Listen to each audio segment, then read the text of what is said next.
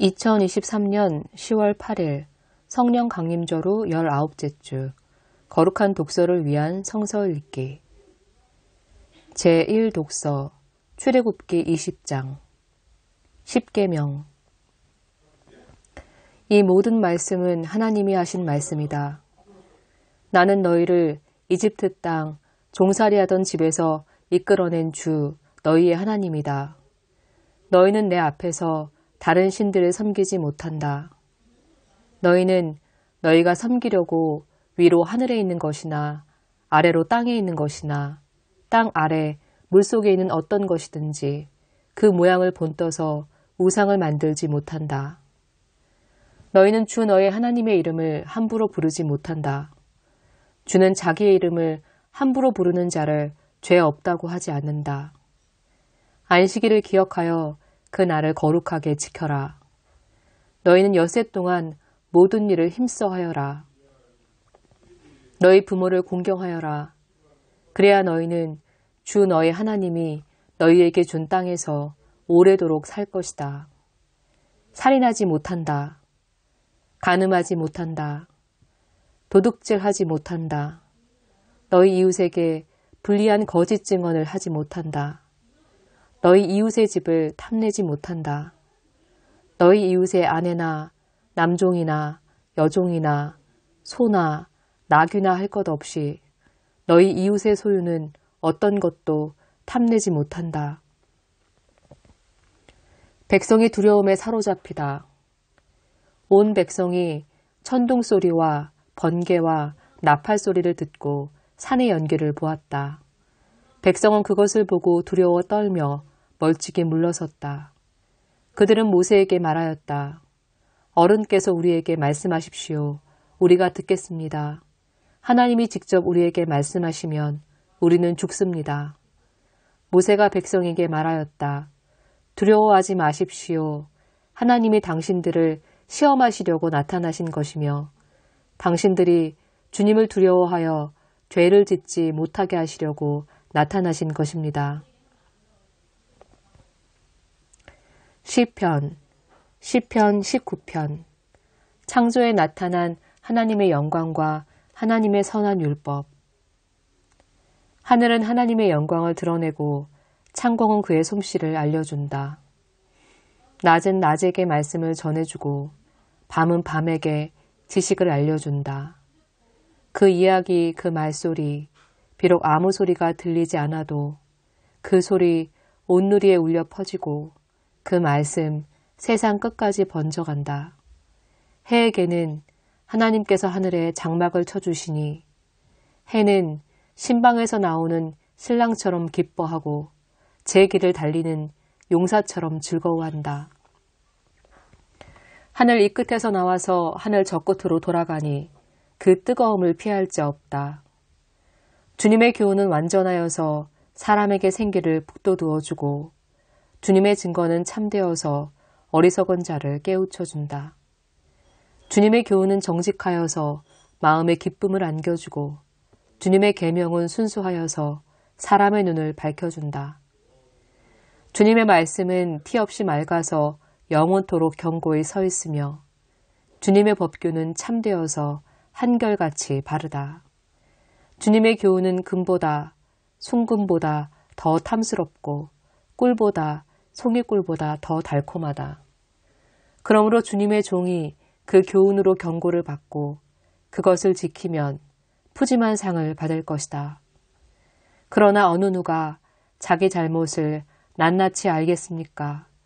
미처 깨닫지 못한 죄까지도 깨끗하게 씻어주십시오. 주님의 종이 죄인 줄 알면서도 고의로 죄를 짓지 않도록 막아주셔서 죄의 소나기에 다시는 잡히지 않게 지켜주십시오. 그때야 나는 온전하게 되어서 모든 끔찍한 죄악을 벗어버릴 수 있을 것입니다. 나의 반석이시요 구원자이신 주님, 내 입의 말과 내 마음의 생각이 언제나 주님의 마음에 들기를 바랍니다. 제2독서 빌립보서 3장 하나님의 의. 다른 어떤 사람이 육신에 쥰레를 둘 만한 것이 있다고 생각하면 나는 더욱 그러합니다. 나는 난지 여드레 만에 할례를 받았고 이스라엘 민족 가운데서도 베냐민 지파요 히브리 사람 가운데서도 히브리 사람이요 율법으로는 바리새파 사람이요 열성으로는 교회를 박해한 사람이요 율법의 의로는 흠잡힐 데가 없는 사람이었습니다. 그러나 나는 내게 이루었던 것은 무엇이든지 그리스도 때문에 해로운 것으로 여기게 되었습니다. 그뿐만 아니라 내 주 예수 그리스도를 아는 지식이 가장 고귀하므로 나는 그 밖의 모든 것을 해로 여깁니다. 나는 그리스도 때문에 모든 것을 잃었고 그 모든 것을 오물로 여깁니다. 나는 그리스도를 얻고 그리스도 안에 있는 사람으로 인정받으려고 합니다.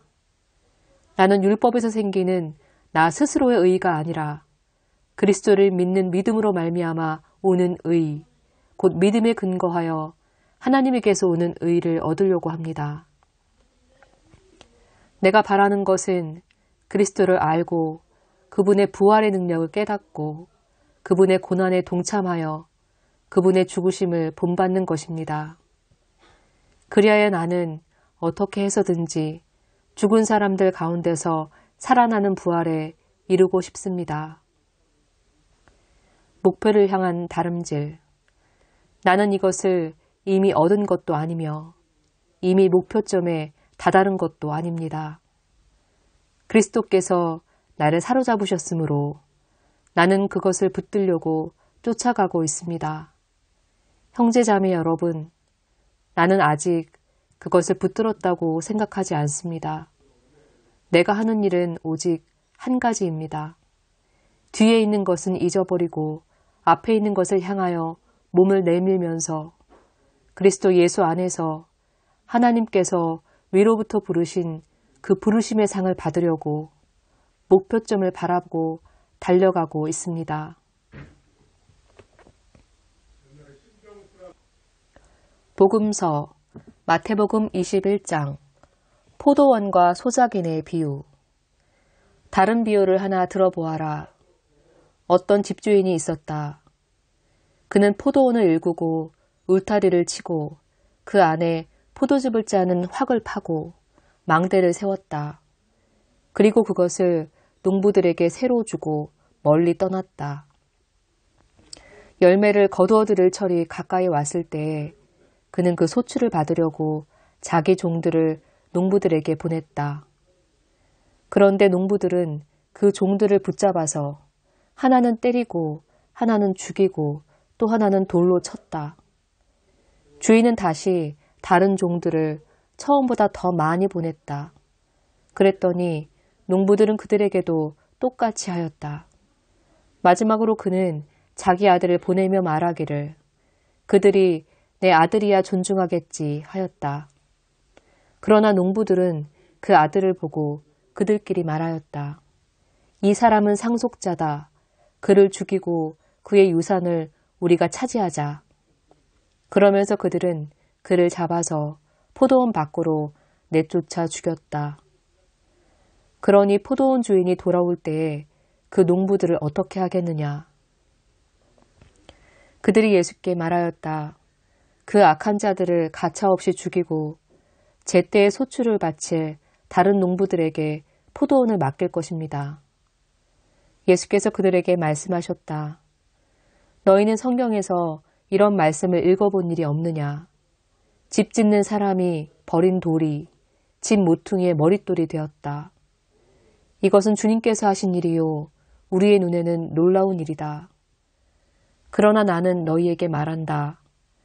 하나님께서는 너희에게서 하나님의 나라를 빼앗아서 그 나라의 열매를 맺는 민족에게 주실 것이다.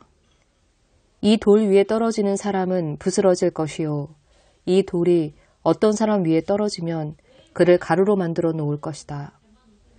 대제사장들과 바리새파 사람들은 예수의 비유를 듣고서 자기들을 가리켜 하시는 말씀임을 알아채고 그를 잡으려고 하였으나 무리들이 무서워서 그렇게 하지 못하였다. 무리가 예수를 예언자로 여기고 있었기 때문이다. 아멘.